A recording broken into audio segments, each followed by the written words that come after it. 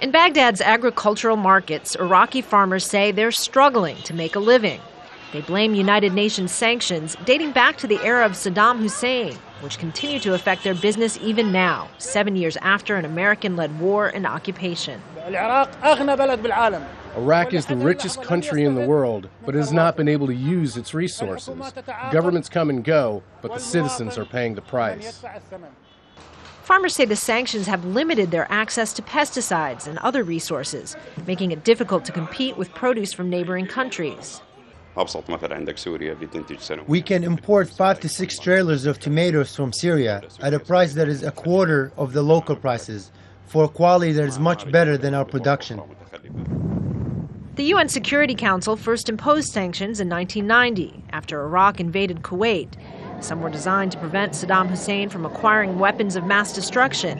Others banned almost all forms of trade with the international community.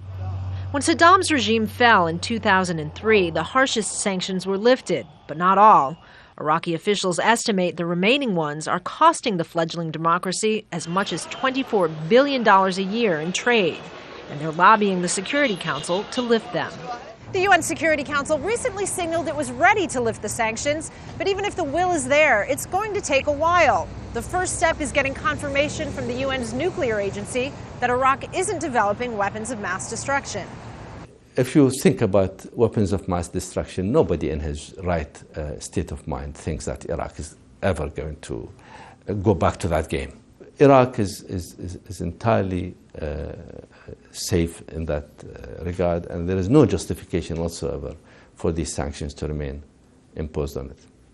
But there are also issues that still need to be resolved with Kuwait: the delineation of borders and the return of Kuwaiti property and Kuwaiti nationals or their remains missing since the invasion.